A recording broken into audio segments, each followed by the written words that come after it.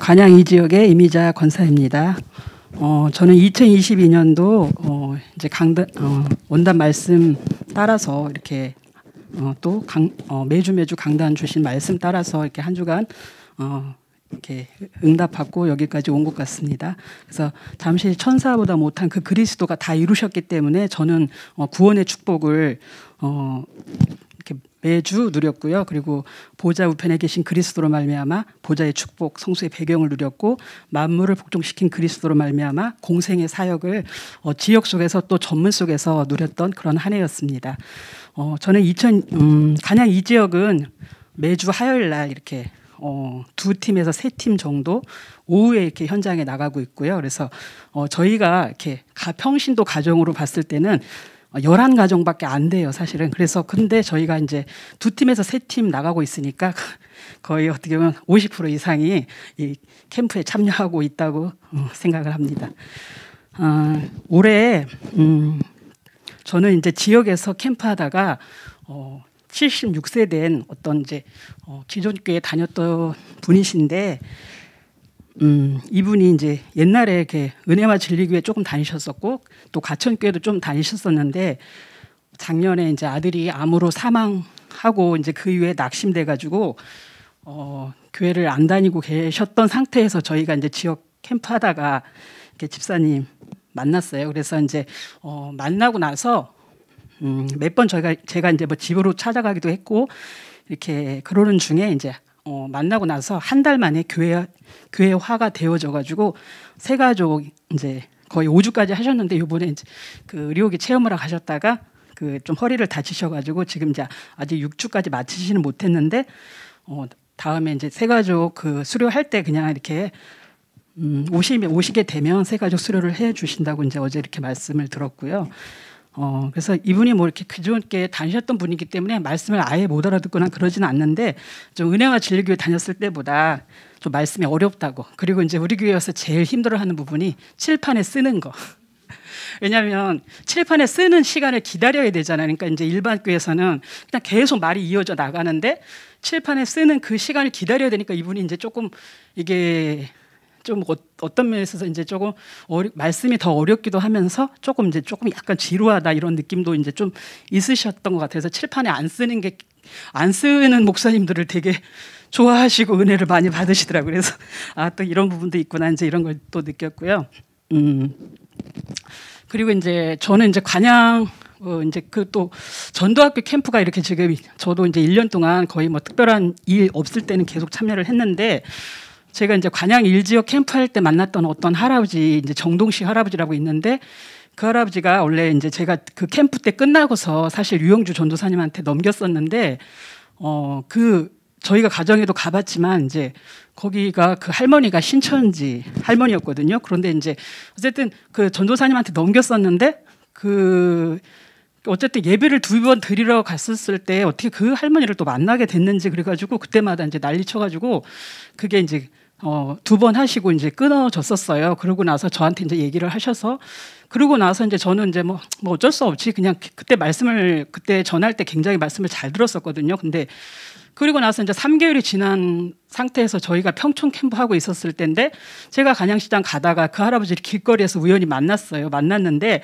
그 할아버지가 3개월 만에 만났는데 이제 그 할아버지가 제가 이렇게 치매가 진행되고 있는 상태로 저는 이제 그렇게 실제 진행되고 있었고, 그래서 저를 못 알아볼 줄 알았는데 3개월 만에 만났는데 저를 알아보시는 거예요. 길거리에서 저 누구인지 아시겠어요? 그랬더니 저 이름을 기억하는 거예요. 제가 이름이 좀 기억하기 좋잖아요. 그래서 그러니까 제가 이제 이분의 치매 상태를 보기 위해서도 제가 이제 또 이렇게 질문하는 것도 있지만, 어느 정도 진행됐는지 이거를 보기 위해서 또 물어보는 것도 있지만, 그래서 제가 저 누구예요? 그랬더니 이미자 이렇게.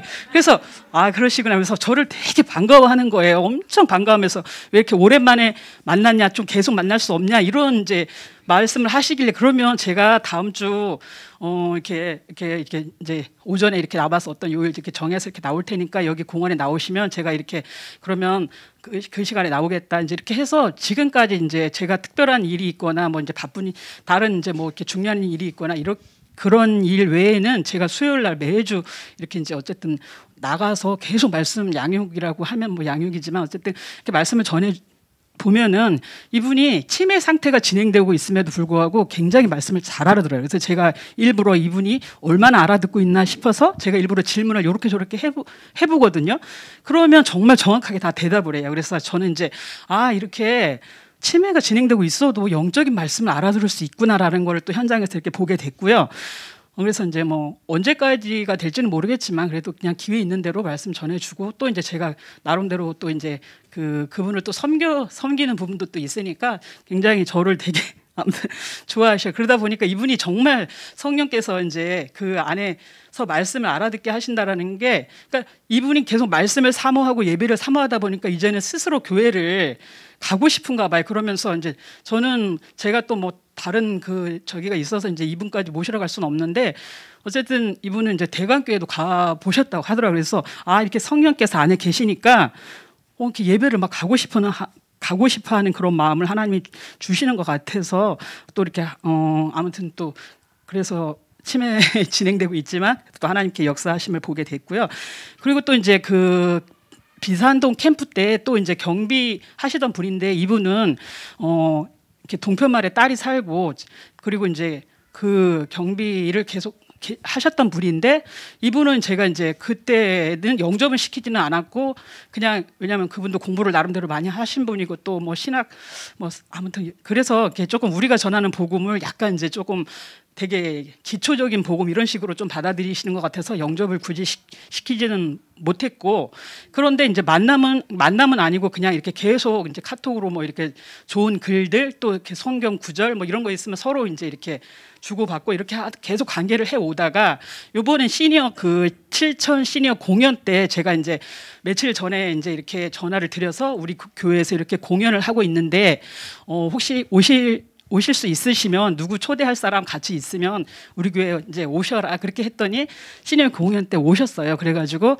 공연 다 보고 가셨고 그래서 그분은 이제 또 그런데 우리 교회 7천 시니어 공연 이렇게 그거를 붙여놨었잖아요. 그랬더니 그분이 나도 나중에 퇴직하면 시니어 카페를 차리실 그런 계획을 다 갖고 계시더라고요. 그래서 하나님 또 이분을 왜 이렇게 또 계속 만남을 지속하게 하시는가 봤더니 우리 교회의 어떤 그런 7천의 미션과 같은 또 저희가 이제 지금 현재 어쨌든 노인 사역 시니어 사역 속에 들어가 있잖아요. 그래서 이렇게 또 그래서 이 만남을 또 하나님께서 계속 주고 계시는 것 같고요. 그래서 저는 이제 이렇게 현장에서 만난 사람들이 뭐 또 이렇게 지역 속에서 만나든 또 전도학교 캠프를 통해서 만나든 저의 7천과 정말 이렇게 연결되어져서 만나는구나라는 것을 이렇게 또 제가 캠프 하면서 이렇게 이제 느꼈어요. 그래서 내년 그러니까 저 개인에게 또 주신 또 그런 미션이란 미션이고 비전이란 비전이 또 제가 이제 소외된 그런 이웃들을 더 이제 다른 사람보다 제가 좀 더 마음에 품고 있는데 실제로 제가 만나고 있는 사람들이 뭐 고아나 또 사별하신 분 아까 그분도 김길수 어르신 분도 그분도 그 집사님도 저기 사별하신 분이거든요. 68세 되신 분인데 40대 초반에 이제 본인이 졸음운전 하시다가 부인이 이제 한 달 뒤에 사망을 하셨거든요. 그래서 실제로 이렇게 사별하신 분이라든가 그리고 이제 뭐 예를 들어서 이렇게 독거노인 정말 이런 사람들 그러니까 현장에서 또 이런 사람들이 또 이렇게 만나지고 있고 그래서 뭐 시니어라면 시니어고 또 어떻게 보면 제 개인에게 주신 그런 미션이란 미션인데 그렇게 하나님께서 이렇게 뭐 전도학교 캠프를 통해서 또 지역 캠프를 통해서 이런 사람들을 이렇게 만나게 해 주셔서 이렇게 또 저의 갈 길을 하나님께서 이렇게 또 계속 그 비전으로 가라고 이렇게 또 해 주시는 것 같고요. 그리고 이제 제가 뭐 직장 이거는 이제 잠깐 저건데 우리 목사님이 항상 강단에서 뭐 밥도 먹여주고 뭐 돈도 주고 막 이런 말씀을 하시잖아요. 그래서 저는 부자는 아니지만 정말 현장에서 그리고 또 나의 어떤 삶에서 정말 섬기고 돌아보고 또 이렇게 정말 아끼지 않고 쓸 수 있는 그런 거 밥도 주고 돈도 주고 그러니까 제가 직장 그만둔 지 4년 7개월 됐는데 정말 제가 직장 다니기 이전보다 하나님이 훨씬 더 채워주시는 것들을 매달 체험하고 있습니다. 감사합니다.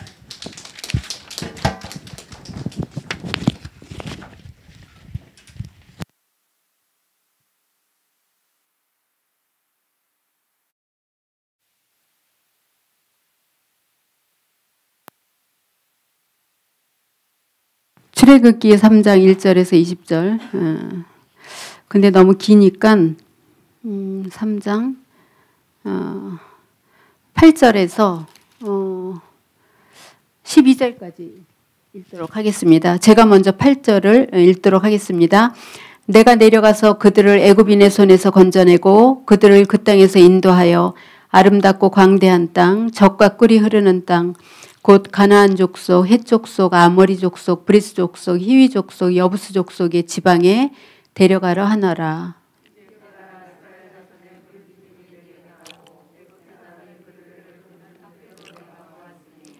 이제 내가 너를 바로에게 보내어 너에게 내 백성 이스라엘 자손을 애굽에서 인도하여 내게 하리라.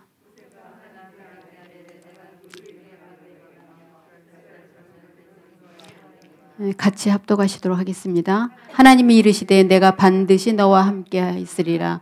내가 그 백성을 애굽에서 인도하여 낸 후에 너희가 이 산에서 하나님을 섬기리니 이것이 내가 너를 보낸 증거니라. 아멘. 내가 누구이기에 바로에게 갑니까? 하고 질문을 했는데 질문에는 대답 안 하시고 뭐라고 얘기를 하셨냐면 내가 너와 함께 하리라 그렇게 말씀을 하셨어요.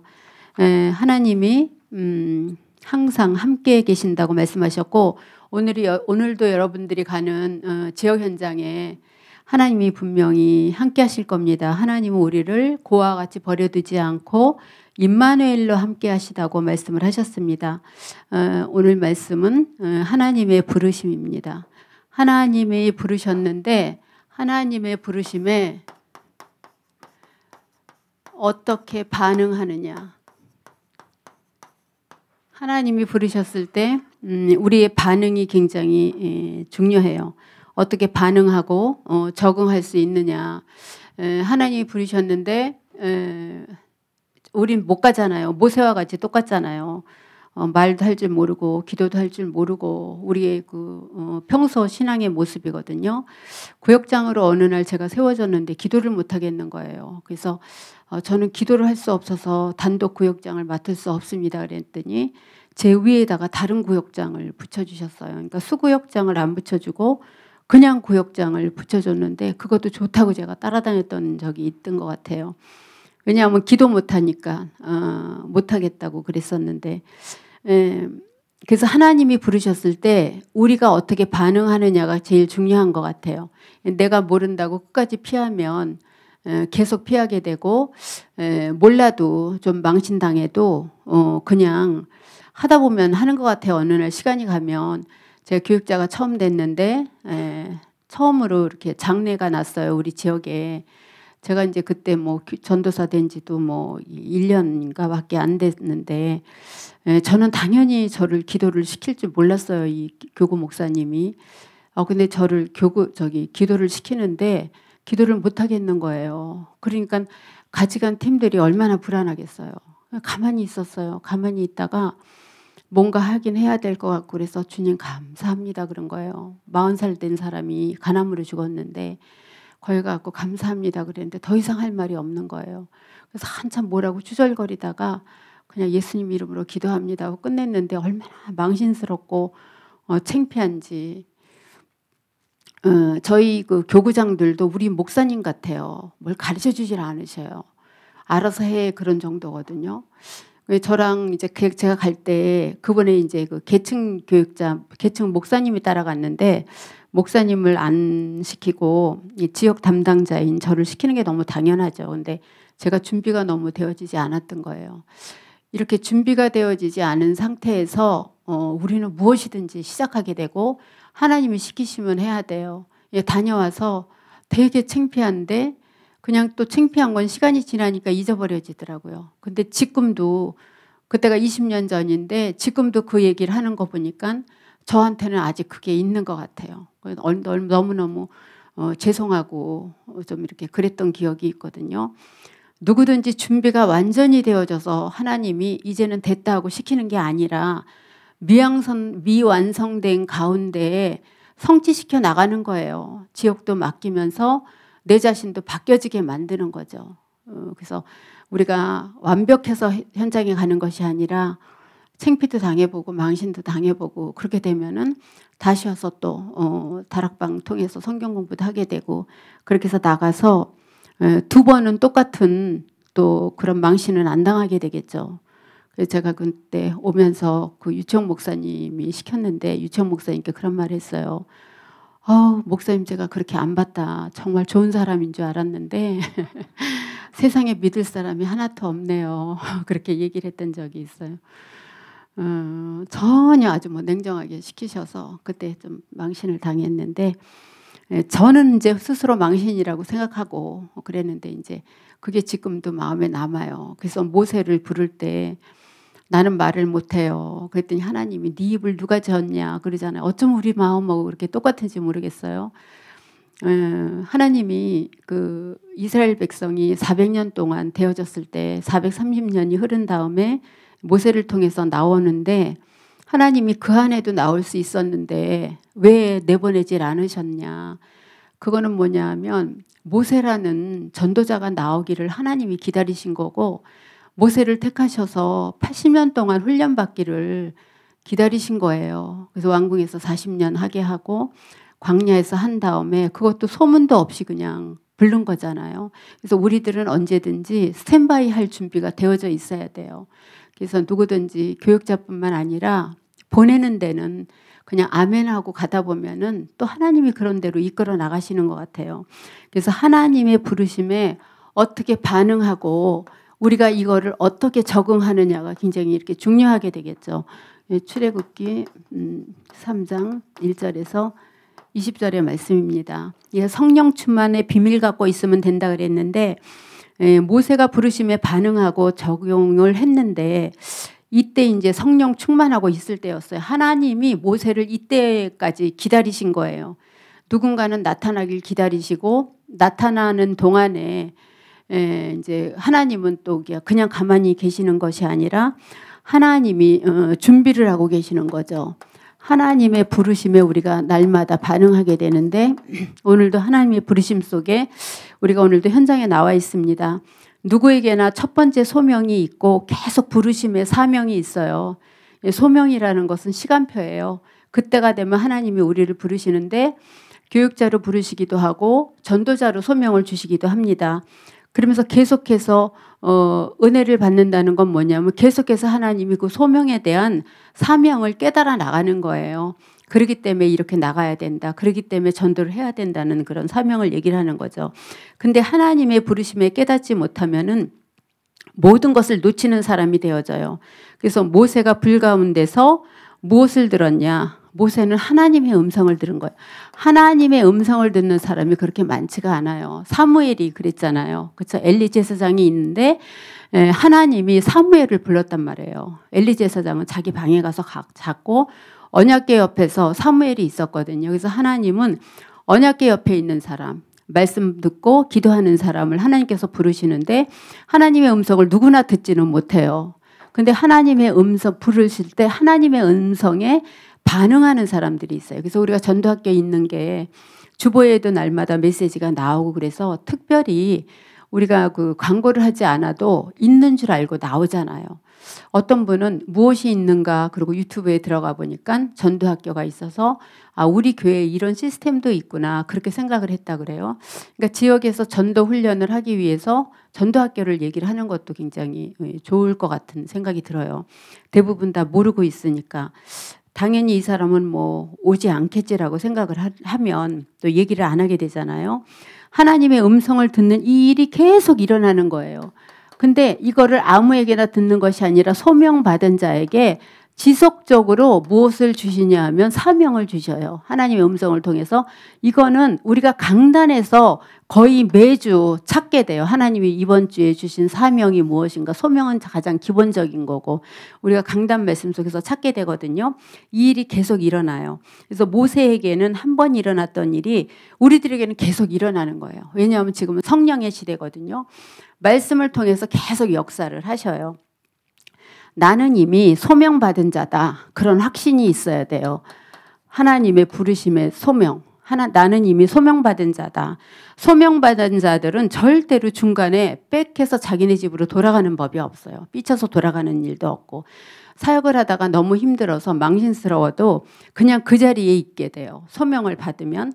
근데 소명을 받지 않는 사람들은 이게 혹시 나의 하나님이 부르신 내가 소명을 받지 못하지 않았나? 라고 생각하고 다시 뒤돌아가서 지금 보면 이제 교육자 생활을 안 하시는 분들도 굉장히 많아요. 동북교회에서도. 반드시 하나님의 소명을 받아야지 어려운 사건이 있어도 지속적으로 갈 수가 있는 거예요. 왜냐하면 하나님과 이명계약을 했기 때문에. 그래서 반드시 누구나 하나님과의 이명계약이 있어요. 꼭 교육자에게만 있나? 그렇진 않아요. 우리 모두 다 하나님의 자녀이기 때문에 우리 모두 개인에게 주신 하나님의 소명이 있거든요. 그러면 절대로 돌아가지 않아요. 화가 나도 돌아가지 않고 힘들어도 돌아가지 않고 하나님과의 약속이 있기 때문에. 그래서 하나님의 약속이 분명히 나를 통해 성취하실 걸 믿기 때문에 이 속에서 신기하게도 소명을 받다 보면은 나의 오늘의 사명이 무엇인지를 또 알게 되는 거예요. 사명이 무엇인지를. 그래서 요한복음 14장 26절에 보면은 뭐라고 얘기를 했냐면 우리는 어려워요 그러는데 하나님은 성경 말씀에 요한복음 14장 26절에 보면은 다 알려주실 테니까 걱정하지 마라 그렇게 얘기를 하시거든요. 내가 너희에게 말한 모든 것을 생각나게 하시리라 그랬어요.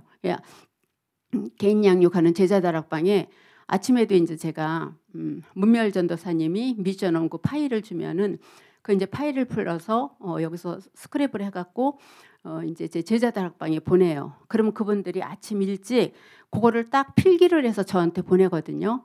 그럼 이제 저도 딱 필기를 해서 그분들한테 보내면서 이번 주는 십자가 메시지잖아요. 우리가 일주일 동안 한 명은 영접시켜보자.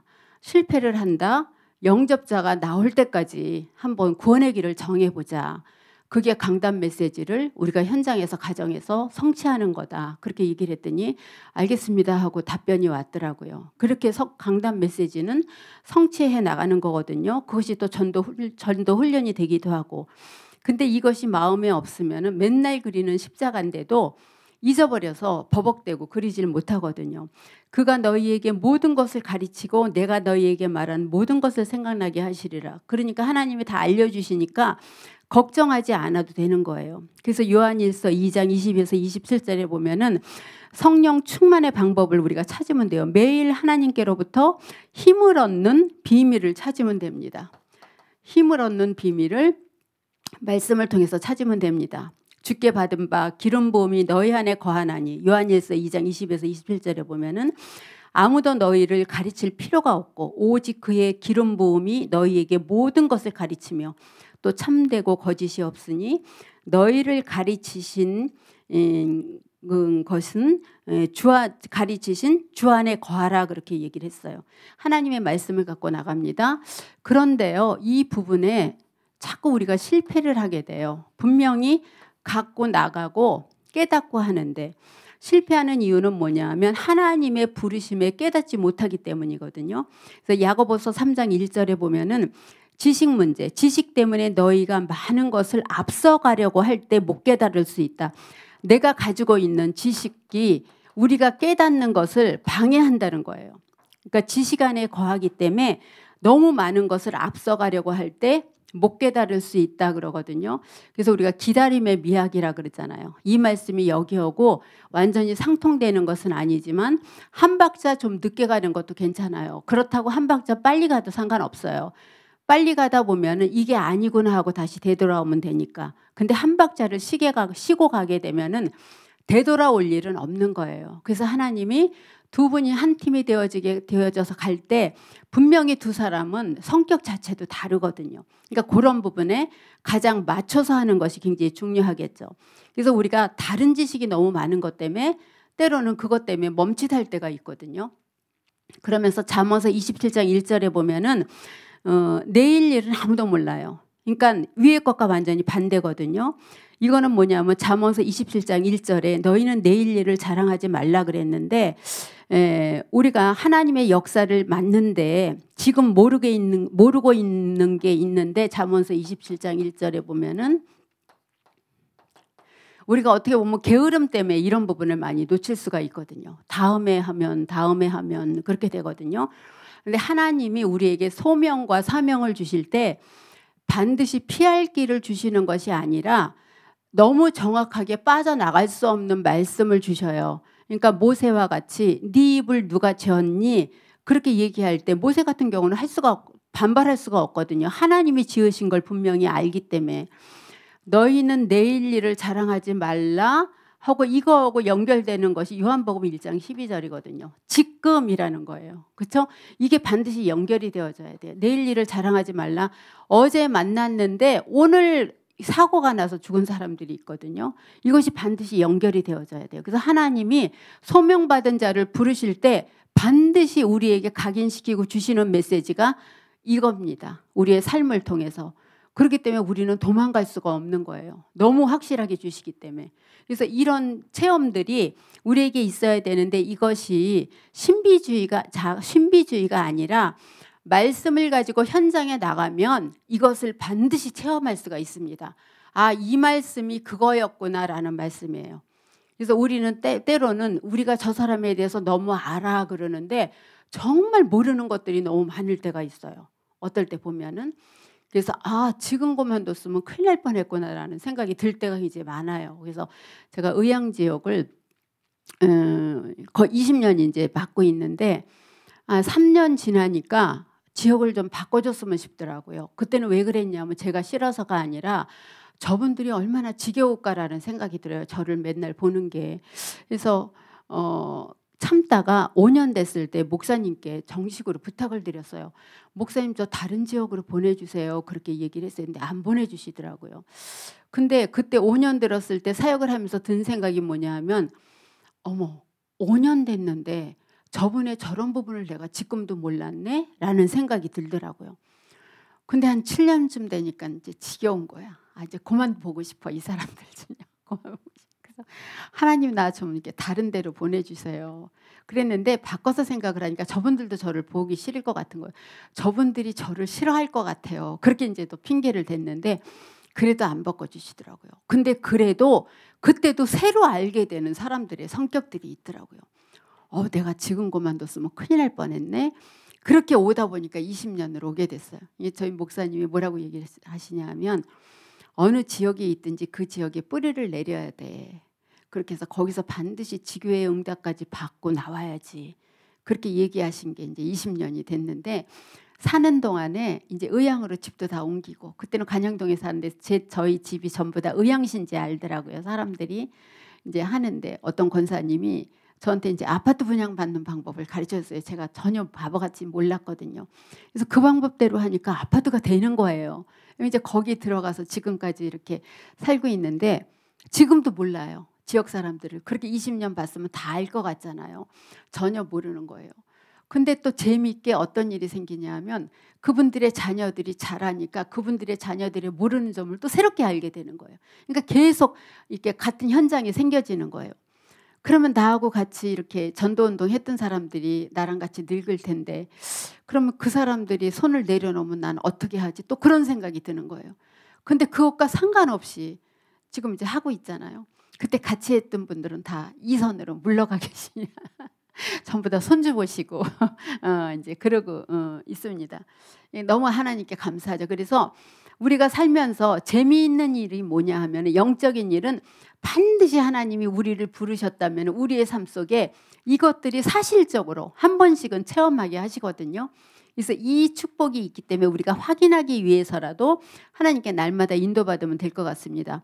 오늘 본문에 나와 있는 출애굽기 3장 18절에서 출애굽기 3장 18절에서 죄송합니다. 8장 3장 8절에서 15절에도 보면은 하나님은 완벽한 계획을 세워놓으시고 기다리는 거예요. 이것을 모르니까 내가 할 수 있나 하고 걱정이 되는 거예요. 모세같이요. 하나님이 모세가 준비될 때까지 430년을 기다리신 거예요. 이스라엘 백성을 노예로 불러내기 위해서. 그럼 모세는 태어나지도 않을 때였거든요. 근데 하나님이 선택해놓고 하나님이 계획하시긴 일이 있기 때문에 모세가 태어날 때를 기다리고 그때 모세를 바구니에 해서 살렸잖아요. 그리고 모세가 왕궁에서 나오시길 기다리시고 미디안 광야에서 40년 훈련받기를 기다리신 다음에 이제 그때야 비로소 불꽃 가운데서 모세를 부르신 거예요. 그래서 우리를 하나님이 시간표에 따라 우리를 기다려 주셨다고 생각을 하면 돼요. 반드시 일꾼이 나올 때까지 기다리시는 거죠. 60만 명 장정을 구원하기 위해서. 혹시 내 생각 때문에 실패할 수가 있거든요. 또 보면은 보면은 마태복음 4장 1절에서 10절에도 보면은 반드시 우리를 방해하는 요소가 있어요. 하나님의 소명을 받는 데 있어서, 실패하는 데 있어서 방해하는 요소가 있는데 이 사단 마귀예요. 그래서 무엇이든지 하나님이 직접 우리를 통해 하시는 거거든요. 그러면서 사단이 방해도 하지만 마태복음 4장 19절에 이때 이제 하나님이 직접 하나님의 자녀들에게 뭐라고 얘기를 해요? 나를 따라오느라 내가 너로 사람을 낚는 어부가 되게 하리라. 모세도 부르면서 이런 언약을 주신 거예요. 내가 다 하겠다. 너는 그냥 하기만 해라. 나는 입이 둔한 자입니다. 네 입을 누가 졌냐? 그러면 네 형 말 잘하는 아론이 있지 않냐? 그렇게 얘기를 하거든요. 나중에는 아말렉과의 전투에서 손을 모세가 올려야지만 사는 거거든요. 하나님이 모세에게 모든 걸 다 주셨어요. 그러니까 이게 자꾸 내려오니까 한쪽에서는 아론과 훌을 놓고 이렇게 또 이렇게 전쟁에 이기기도 하고. 그래서 혹시 내 생각 때문에 아니면 내가 놓쳐서 메시지나 훈련이나 방향을 놓치면 실패하게 돼요. 나의 형편을 보고 하나님의 완벽한 계획 가지고 하나님이 하시겠다는데 하나님이 우리의 형편을 아시는 거예요. 내 형편 때문에 무너질 수가 있거든요. 그러면 우리가 하나님의 부르심에 어떻게 깨달아야 되느냐. 이 깨닫는 은혜를 하나님께서 주셔야 돼요. 분명히 부르셨는데 실패하는 이유는 깨닫지를 못하기 때문이거든요. 부르심에. 그러면 어떻게 깨닫냐. 깨닫는 시간표가 있어요. 오늘 출애굽기 3장 2절에 보면 모세를 부르신 하나님의 시간표가 있잖아요. 3장 2절에. 그러니까 미디안 광야에서 비참하고 울적한 삶을 영위하고 있을 때, 양을 치고 있을 때 하나님께서 모세를 부르셨는데 좋은 일이 있을 때도 하나님의 큰 축복이 있지만 어려움 중에 있을 때가 하나님의 제일 큰 계획이 이루어지는 시간표라는 거예요. 반드시 그 뒤에는 좋은 일이 반드시 있거든요. 지금 어렵다면 하나님은 제일 좋은 시간표를 만들고 계신다고 생각을 하면 됩니다. 시편 32편 8절에 어떤 거든지 하나님은 좋은 가운데서도 역사를 하시지만 내가 네 갈 길을 보이고 너를 주목하여 훈계하리라 그렇게 얘기를 했어요. 나를 주목하신대요. 나를 보신다는 거예요. 이게 눈목자거든요. 주목하여 나를 훈계하리라 그랬어요. 훈계는 착한 일을 할 때 훈계하는 것이 아니라 조금 내가 도리에 어긋날 때 나를 훈계하신다는 거였잖아요. 그러니까 하나님이 우리의 일거수일투족을 다 쳐다보고 계신다는 거예요. 인본주의를 쓰고 있는지 아닌지, 때로는 또 인본주의가 필요하기도 하거든요. 그러니까 복음을 위해서는 또 필요할 때도 있거든요. 시편 48편 14절에도 보면 하나님은 영원히 우리 하나님이시니 그가 우리를 죽을 때까지 인도하신다고 시편 48편 14절에 얘기를 했어요. 48편 14절에. 나를 죽을 때까지 인도를 하신대요. 죽을 때까지. 이런 하나님이셔요. 어려움 중에 만나주시는 하나님이시기도 하지만 때에 따라서는 훈계도 하시고 때에 따라서는 죽을 때까지 나를 떠나지 않고 인도해 주신다는 거예요. 하나님께서는요. 그러면 출애굽기 3장 7절에 내가 이스라엘의 고통을 보았다. 하나님이 출애굽기 3장 7절에 보면은 이스라엘의 고통을 보았다 그러거든요. 고통을 보았고 부르짖음을 보았고 우는 걸 보았다 그랬거든요. 그러니까 어려움이 왔을 때 이때가 가장 좋은 시기가 될 수가 있어요. 영적으로는 가장 힘들다. 영적으로는 가장 축복받는 시간표라는 거예요. 그래서 그렇다면 어떤 걸 가지고 깨달아야 되느냐. 깨달음의 내용이 있습니다. 어려운데 어떤 걸 가지고 깨달아야 되냐. 내 백성 데리고 나가겠다고 이미 약속을 하셨어요. 무엇으로 약속을 하셨냐. 말씀으로 약속을 하셨어요. 내 백성을 데리고 내가 가겠다 그렇게 얘기를 했어요. 근데 가는 일에 모세를 쓰겠다는 거예요. 하나님은 영이시기 때문에. 그렇죠? 이런 영적인 얘기를 가지고 신천지에서는 뭐라 그래요? 신인 합일체라고 얘기를 하거든요. 하늘의 영들은 눈에 보이지 않지만 육신의 영 속에 들어와서 그게 합일체가 되어져서 이 땅에 보좌가 생겨진다고 그렇게 얘기를 하거든요. 그러니까 완전히 뭐 엉터리 날라리죠. 그래서 우리가 무엇을 볼 때는 다른 거를 볼 필요가 없고 이단에 대해서 알 때는 아담 이전의 사랑 그건 아무것도 아니에요. 깊은 단계에 들어가기 전의 메시지더라고요. 신천지의 구원론이 뭔가, 여호와의 증인의 구원론이 뭔가, 구원론만 딱 치고 들어가면은 구원론을 알게 되면은 거기가 이단인지 아닌지 알고 있거든요. 그러면은 기독교 교리는 무엇인가? 예수 그리스도의 죽으심과 부활이거든요. 그렇게 딱 정리가 되어져 있어야 돼요.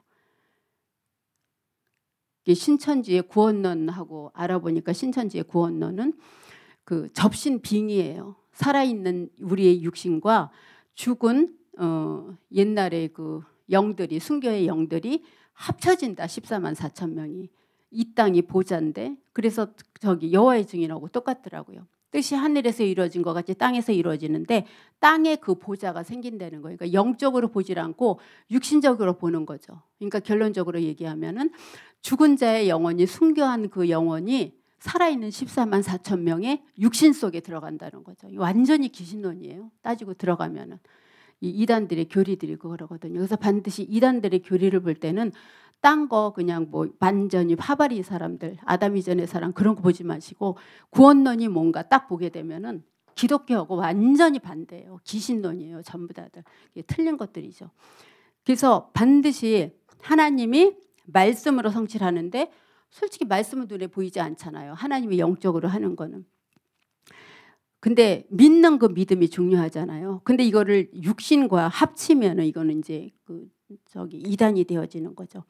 그래서 출애굽기 3장 8절에 약속으로 말씀을 하셨어요. 이 약속은 보이지 않잖아요. 이 믿음이잖아요. 진짜 성령 충만을 누리면은 뭐가 성취되어져요? 말씀이 성취되어지거든요. 성령 충만을 직접 누릴 때. 그래서 오늘도 우리가 현장에 말씀 성취되는 걸 확인하라고 우리가 나가는 거거든요. 그래서 하나님이 나를 부르신 이유는 뭐예요? 모세를 부르신 것과 똑같아요. 모세는 뭐 성인이기 때문에 다르고 그런 거 아니에요. 모세를 부르신 것 같이 오늘도 우리를 부르신 겁니다. 그래서 소명을 주시려고 부르셨고 구원을 얘기를 하죠. 사명이라는 곳에 나에게 이거를 주시려고 부르신 거예요. 그럼 이걸 언제 깨닫냐? 성령 충만 누리고 있을 때 깨닫게 됩니다. 성령 충만. 성령 충만은 가만히 있는데 누려지진 않아요. 우리가 기도를 할 때 내 안에 있는 성령께서 그때부터 하나님이 일을 하기 시작하시죠. 내 안에. 그래서 어떻게 깨닫냐. 성령 충만을 통해서 깨달으시면 됩니다. 그러면서 하나님이 주신 답을 가지고 반드시 그 확신을 가지고 나가야 됩니다. 어떤 확신이요? 하나님이 주신 답. 그것이 강단의 말씀이고 오늘 나가면 하나님의 부르심에 나도 이렇게 반응했는데 세상 사람들은 구원의 메시지를 가지고 나가는 하나님의 말씀에 우리에게 어떻게 반응하느냐를 보면 되죠. 우리가 먼저 확신을 가지고 나가시면 됩니다. 모세가 갈 수 없다고 하니까 하나님이 뭐라 그래요? 내가 너와 함께 하겠다. 오늘 우리가 나가는 현장에 하나님이 반드시 함께 하십니다. 고린도후서 3장 5절에도 보면은 무슨 일이든지 하나님에게서 난 것으로 해라 그랬어요. 다른 것으로 하지 말고. 다른 것으로 하지 말고. 고린도후서 3장 5절에 보면은 하나님으로부터 난 것으로 하라고 얘기를 했어요. 그러면서 고린도전서 12장 9절에서 10절에 보면 내가 약함을 인정하는 거기서 더 강해진다 그랬어요. 고린도 후서 2장 12장 9절에서 10절에 약한 데서 더 강해진다고 말씀을 하셨습니다. 우리가 약한 걸 하나님이 너무 잘 아십니다. 출애굽기 3장 13에서 14절에 스스로 있는 자가 말했다 하라 그렇게 얘기를 하셨어요. 출애굽기 3장 13에서 14절에 사람들이 그렇게 얘기하거든 스스로 있는 자가 그렇게 말했다 하라 그랬어요. 오늘 나가셔서 그러면 돼요. 왜 왔냐 그러면 하나님이 보내셔서 왔다 그렇게 얘기하면 됩니다. 근데 왜 자꾸 전도를 다니냐. 잘 다니고 있는데. 그러니까 잘못 믿으니까 제대로 가르쳐 주려고 그런다. 이제 우리는 그러는 거죠. 사람들이 빠져 죽어가는데 저기 들어가면 빠져 죽어 구멍이 있는데 못 가게 하는 게 당연하지 않느냐는 거죠. 그렇죠? 못 가게 해야지 우리 애가 지나가는데 그걸 가도록 놔두면 그건 나쁜 엄마잖아요. 그러니까 불신자들 만나서 하나님 만나는 그래서 7천 제단을 회복하라라는 말씀을 주셨잖아요. 그러니까 무너져 있으니까 회복시켜라 기존 신자들. 또 7천 제단을 쌓으라는 건 뭐예요? 나가서 새로운 신자 불신자 찾아갖고 새로운 제단을 만들어라 그런 말씀이거든요. 그러니까 넘어져 있는 기존 신자와 아무것도 모르는 불신자에게 나가서 찾으라는 거죠. 말씀을 주시라는 거죠. 대대로 기억할 나의 표징이니라 그랬어요. 이 일이 대대로 나타날 증거라 그랬어요. 출애굽기 3장 20절에 보면은 출애굽기 3장 20절 우리가 가는 현장이 자녀들에게 그대로 전달이 되어집니다. 근데 하나님이 부르심에는 분명히 그냥 부르신 게 아니라 하나님의 부르심에는 반드시 목적이 있습니다. 그래서 하나님의 목적과 나의 계획이 맞아야 됩니다. 하나님의 목적과 나의 계획. 출애굽기 3장 18, 17절에 약속의 땅으로 부르셨거든요. 적과 꿀이 흐르는 땅으로 하나님이 나를 부르셨어요. 그래서 우리는 이 축복을 누려야 돼요. 아니 이단들도 하늘의 보좌를 이 땅의 보좌에 세운다는데 그 사람들 완전히 엉터리고 이단인데 우리는 하늘에 있는 보좌의 축복을 이 땅에서 못 누리고 있단 말이에요. 왜냐하면 돈만 생각하니까 돈으로 생각하니까 그러거든요. 그러니까 뭐 먹여주고 재워주고 이제 자꾸 그렇게 이제 강단에서 얘기를 하잖아요. 먹여주고 재워준다고 하면은 요즘 아이들은 그걸 이해를 못해요. 안 먹어도 살고 뭐 꼭 밥 먹어야 살아요. 라면 먹어도 살지. 그래서 라면도 야 돈 있어야지 먹지 이렇게 얘기를 하거든요. 그러니까 많이 그러니까 좀 잘못 알고 있는 부분들이 많죠. 출애굽기 3장 18절에 더 중요한 것은 희생 제사를 드려라 그랬어요. 희생 제물을 드려라 그렇게 말씀을 하셨어요. 3장 18절. 출애굽 어린 양의 피죠. 우리 지역에 어르신 분이 한 분 계셔요. 근데 아프셔요. 연세가 많으시니까. 이제 오시면 목사님 기도 한 번씩 이렇게 받게 해드리거든요. 그러면 받고 나면은 집에 가서 뭐라 그러시냐면 그 딸들한테 그런데요. 목사님이 기도해 줘서 싹 났어. 그렇게 얘기를 하신다는 거예요. 웃으시면서 되게 이렇게 순박하게 그렇게 얘기를 하시는 거예요.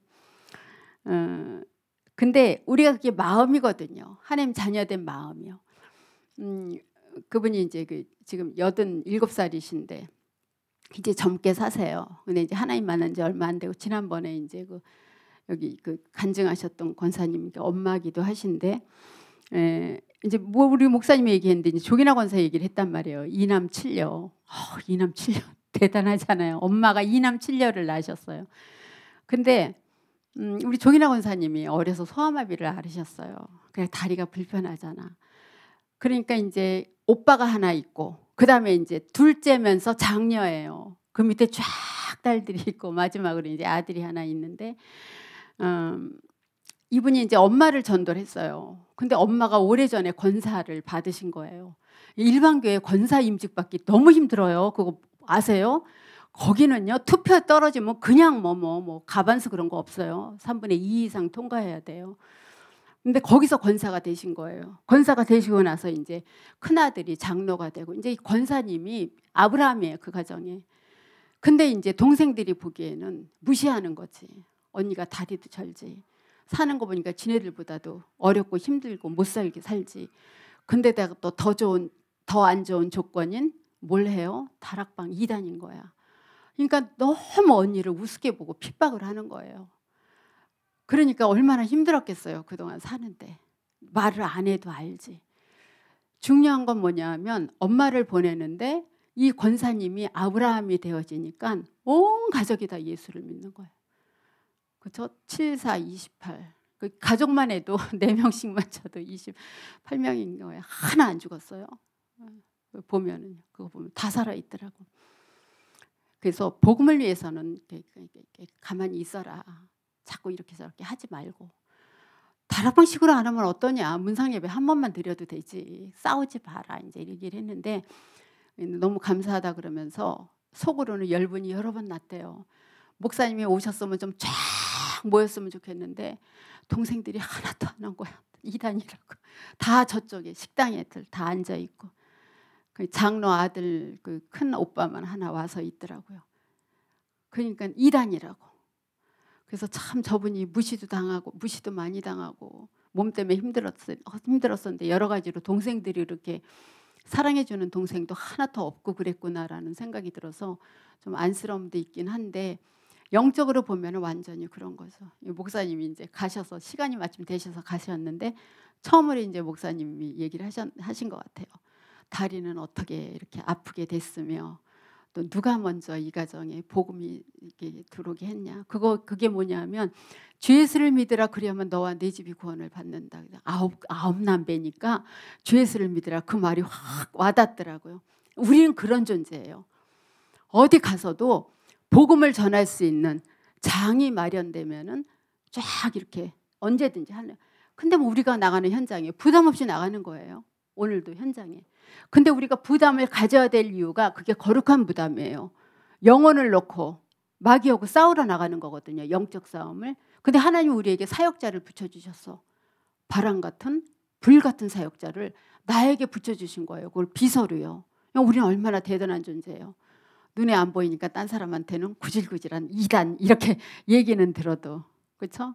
이제 장례식에 들어가면은 사람들이 쫙 우리를 보는 눈이 있잖아요. 이단 교회 이렇게 얘기하는 것 같이 그런 생각이 드는데 그래도 우리는 복음 가진 전도자인 거는 확실합니다. 그래서 하나님이 다시 한번 약속을 주셨어요. 능한 손으로 치노해야 하나님이 애굽이 우리를 보낼 것이다. 출애굽기 3장 20절에. 애굽이 어느 정도 망했는지 알아요? 하나님은 절대 공짜가 없어요. 애굽이 그 중동 지역의 5대 그 강국에 들어가지 못했어요. 5대 강국은 아수르, 바벨론, 페르시아, 헬라 제국, 로마 제국인데 애굽이 못 들어갔어요. 그때는 최고의 나라였는데 이스라엘 백성들이 몇 명이 나왔어요. 장정이 60만이 나왔어요. 그러니까 애굽 시민 중에서 60만이 죽은 거야. 장자들 다 죽었잖아요. 장자에서 인원이 팍 준 거야. 또 최고의 엘리트인 군인들이 홍해에서 수장됐잖아요. 그게 역사적으로 증명이 되었어요. 애굽이 하락한 이유, 그 홍해 때, 또 이스라엘 백성 나올 때 장자 죽은 거, 또 이스라엘 백성들이 60만 명 나온 거, 그거 정확하게 나와 있어요. 교회사에 그거 보면은. 그러니까 애굽은 완전히 망한 거거든요. 누가요? 하나님이 망하게 하시고. 그래서 우리가 나가는 현장에 하나님은 그냥 없어요. 우리를 핍박하면 그 사람들은 그야말로 뭐 더 핍박당하는 거죠. 하나님이 핍박하는 거죠. 저주하시고. 그래서 우리가 한 번 약속을 더 주셨는데 반드시 우리는 오늘 현장 나가는 지도자입니다. 지도자로서 사명을 가지고 나가는 겁니다. 그래서 반드시 주눅들지 마시고 확신 갖고 나가시면 됩니다. 제가 백성옥 장로님 항상 앉아 계시니까 이렇게 생각이 나는데 요 이제 그 안양 지역 전도라 항상 나오셔서 반갑습니다. 장로님 보면 제가 인사동에서 노점상에서 장사하던 생각이 나는데 그땐 제가 확신이 없었나 봐요. 옷을 열심히 노점에서 팔고 있는데 우리 장로님이 저쪽에서 미술 뭐 도구로 살고 오신 거야. 미술 전공하셨잖아요. 안국동에 장사를 했는데 나도 모르게 매대 밑에 창고로 들어간 거예요. 그때 사장님이 어디가 이러더라고요.